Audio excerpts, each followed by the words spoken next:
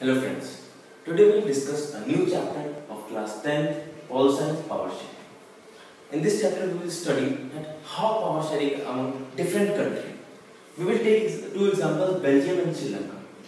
Belgium is a smaller country in Europe, smaller than the state of Haryana. The population amongst 1 crore. Belgium, 59% living in Flemish region and speaking Dutch language.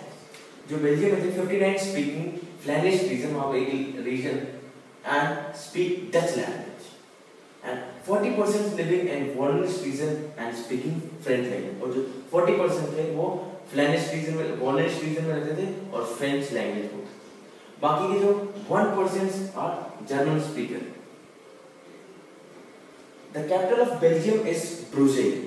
जो capital था Belgium का वो Brussels था वहाँ पर 80% French speaking and 20% Dutch speaking यहाँ पर उल्टा था यहाँ पर 59% जो डच स्पीकिंग थे यहाँ पर वो मेजॉरिटी में थे और यहाँ पर जो 20% डच है वो माइनॉरिटी में यहाँ पर फ्रेंच जो था वो माइनॉरिटी में था यहाँ पर majority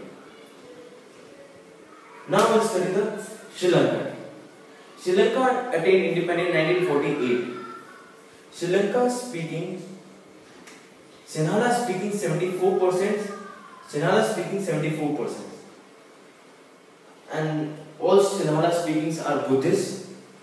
Tamil speaking are 18%. Among 18%, it is subdivided into two parts: Sri Lankan Tamils and Indian Tamils.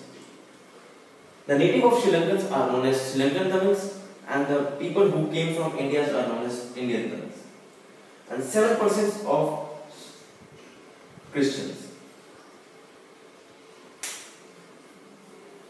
When people of Tamil speaker, they ask for equal rights among Sinhala speaking and Tamil speaking, but they did not. वो चाहते थे equal job मिले इन्हें और also Tamil as official language. 1956 में act हुआ था जिसकी वजह से सिन्हाला को एक ऑफिशियल लैंग्वेज बोल दिया गया था और Tamil are also asking for Tamil as official language और उन्हें जॉब इक्वल मिले लेकिन उन्हें नहीं मिला इसकी वजह से सिविल वॉर हुआ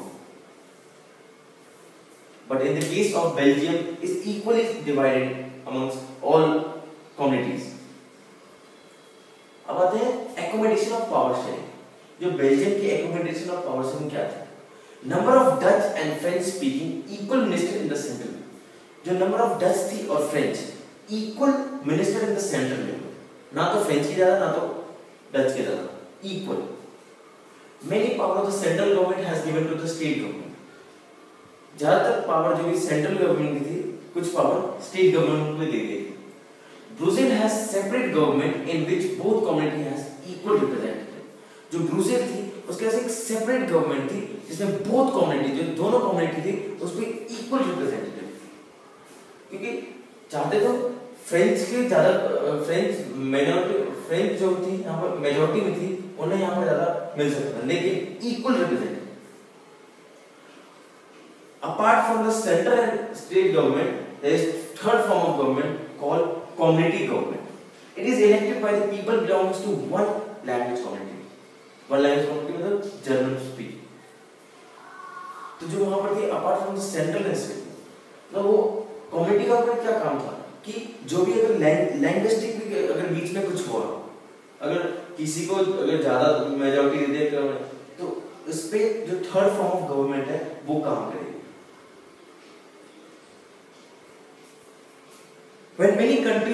when many countries of European came together to form Europe Union Brussels has chosen as the headquarter बहुत सारे कंट्री जब यूरोपियन तो union Brussels was chosen as headquarter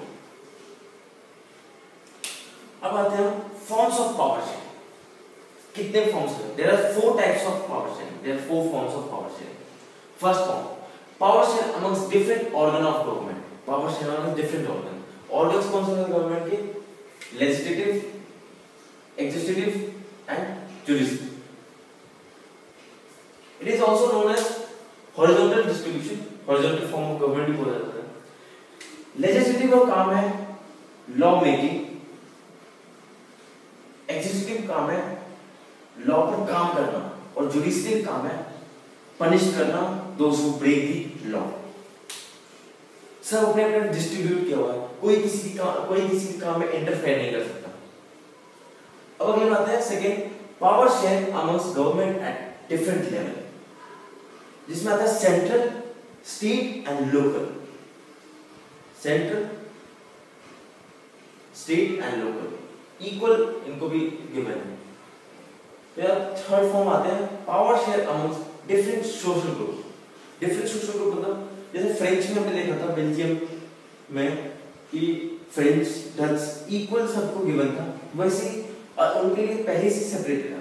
in India women और जो भी ओबीसी जो भी अदर मिडिल कास्ट है उन सब की पहले से रिजर्व है, तो यह सोशल ग्रुप्स को पहले से मिलता है कुछ परसेंट।